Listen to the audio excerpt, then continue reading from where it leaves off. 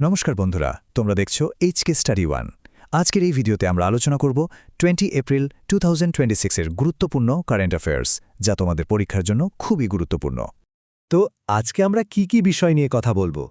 প্রথমে দেখব আন্তর্জাতিক খবর, তারপর জাতীয়, রাজ্যের খবর হয়ে আমরা অর্থনীতি ও পরিবেশের দিকে যাব।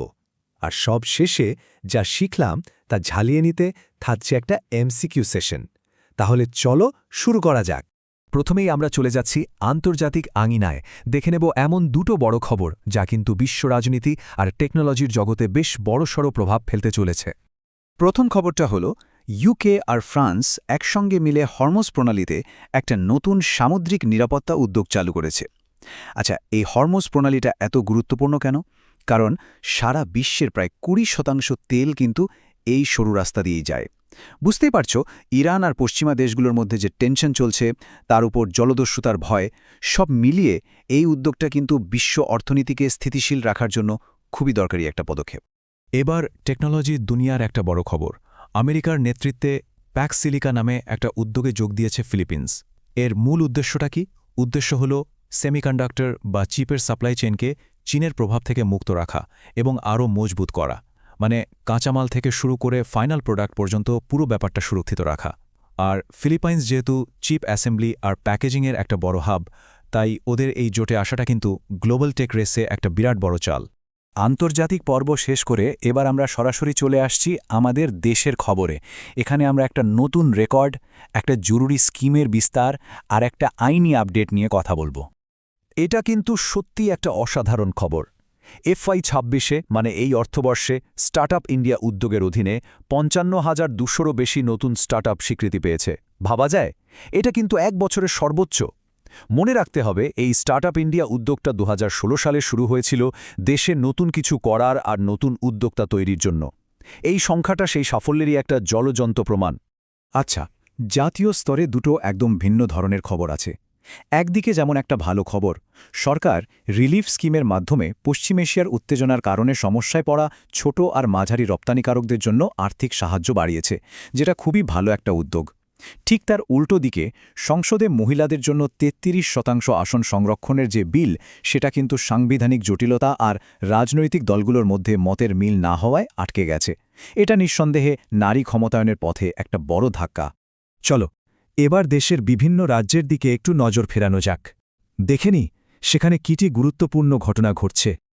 পাঞ্জাব থেকে একটা খুব গুরুত্বপূর্ণ আইনি খবর আসছে। পাঞ্জাব বিধানসভাতে অ্যান্টি স্যাক্রিলেজ বিল 2026 সর্বসম্মতিক্রমে পাশ হয়ে গেছে। এই বিলটার উদ্দেশ্য হল যে কোনো ধর্মীয় গ্রন্থ বা পবিত্র স্থানের অবমাননা আটকানো। বিলটা পাশ তো হয়েছে, কিন্তু এখন শেষ ধাপ বাকি, মানে গভর্নরের অনুমোদনের জন্য পাঠানো হয়েছে। ওনার সই পেলেই এটা আইন হয়ে যাবে। এটা একটা দারুণ সাংস্কৃতিক খবর। মেঘালয় সরকার রাজ্যের দুটো প্রধান ভাষা, খাসি আর গারোকে সরকারি ভাষার স্বীকৃতি দিয়েছে। এটা শুধু একটা প্রশাসনিক সিদ্ধান্ত নয়, এর ফলে ওখানকার স্থানীয় সংস্কৃতি, ঐতিহ্য আর পরিচয় আরও অনেক বেশি শক্তিশালী হবে। এটা ওদের দীর্ঘদিনের একটা দাবি ছিল। এখন আমরা আলোচনা করব অর্থনীতি আর পরিবেশ নিয়ে। এখানেও দুটো খুব বড় খবর আছে যা ব্যবসা আর আমাদের পরিবেশ দুটোর জন্যই খুব গুরুত্বপূর্ণ। বিজনেস ওয়ার্ল্ডে একটা বড়সড় রদবদল। আদানি গ্রুপের চেয়ারম্যান গৌতম আদানি রিলায়েন্স ইন্ডাস্ট্রিজের মুকেশ আম্বানিকে পেছনে ফেলে আবার এশিয়ার সবচেয়ে ধনী ব্যক্তির শিরোপা জিতে নিলেন। বিশেষ করে ইনফ্রাস্ট্রাকচার আর গ্রিন এনার্জি সেক্টরে তার কোম্পানির যে অসম্ভব বৃদ্ধি, সেটাই এই সাফল্যের মূল কারণ। পরিবেশ রক্ষার দিক থেকেও ভারত দুটো বড় সাফল্য পেয়েছে। এক, আহমেদাবাদের কাঙ্কুরিয়া কোচিং ডিপো দেশের প্রথম ওয়াটার নিউট্রাল রেলওয়ে ডিপো হয়েছে। ওয়াটার নিউট্রাল মানে কি? মানে হলো ওরা যতটা জল ব্যবহার করে ঠিক ততটাই আবার রিসাইকেল করে বা অন্য কোনোভাবে প্রকৃতিতে ফিরিয়ে দেয়। দারুণ একটা কনসেপ্ট। আর দুই, ব্যাঙ্গালোর ওয়াটার সাপ্লাই বোর্ড মানে BWSB তাদের এনার্জি ম্যানেজমেন্টের জন্য বিশ্বমানের ISO 5001 সার্টিফিকেট পেয়েছে। এর মানে হলো তারা শক্তি ব্যবহারে দারুণ দক্ষতার পরিচয় দিয়েছে। বেশ, আমরা অনেক কিছু নিয়ে আলোচনা তো করলাম। এবার সময় হয়েছে নিজেদের একটু পরীক্ষা করে নেওয়ার। যা যা শিখলাম সেগুলো কতটা মনে আছে, তাই না? চলো তাহলে শুরু করা যাক কিছু গুরুত্বপূর্ণ MCQ। আমাদের প্রথম প্রশ্ন, হরমুজ প্রণালীর নিরাপত্তা উদ্যোগটি কোন দুটো দেশ মিলে চালু করেছে? অপশনগুলো ভালো করে দেখে নাও। একটু ভাবলেই উত্তরটা পেয়ে যাবে। একদম ঠিক। সঠিক উত্তর হল অপশন বি, ইউকে ও ফ্রান্স। আমরা আন্তর্জাতিক খবরের শুরুতেই এটা আলোচনা করেছিলাম। চলো এবার পরের প্রশ্নে যাই। দ্বিতীয় প্রশ্নটা হল হরমুজ প্রণালীর গুরুত্ব নিয়ে। সারা বিশ্বের মোট তেলের আনুমানিক কত শতাংশ এই পথ দিয়ে যায়? তোমাদের ভাবার জন্য কয়েক সেকেন্ড সময় দিচ্ছি। হ্যাঁ, যারা বি অর্থাৎ 20% ভেবেছ তাদের উত্তর একদম সঠিক। এই সংখ্যাটাই কিন্তু হরমুজ প্রণালীর অর্থনৈতিক গুরুত্বটা বুঝিয়ে দেয়। আচ্ছা, 3 নম্বর প্রশ্ন, প্যাক্স সিলিকা এই উদ্যোগটা কোন শিল্পক্ষেত্রের সঙ্গে যুক্ত?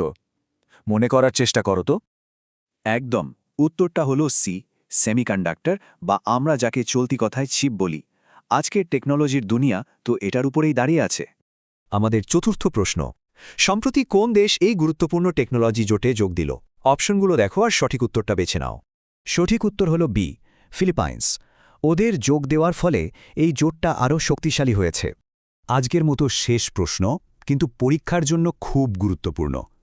ভারতে স্টার্টআপ কালচারকে উৎসাহ দেওয়ার জন্য স্টার্টআপ ইন্ডিয়া উদ্যোগ কবে চালু হয়েছিল?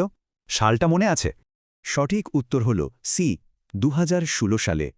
এই উদ্যোগটা সত্যি ভারতের স্টার্টআপ দুনিয়ার ছবিটাই বদলে দিয়েছে। আশা করি আজকের এই আলোচনা তোমাদের প্রস্তুতিতে অনেক সাহায্য করবে। এ ধরনের ডেইলি কারেন্ট অ্যাফেয়ার্স এবং মক টেস্ট পেতে চ্যানেলটি সাবস্ক্রাইব করো এবং আমাদের ওয়েবসাইট hkstudy1.com ভিজিট করতে ভুলো না।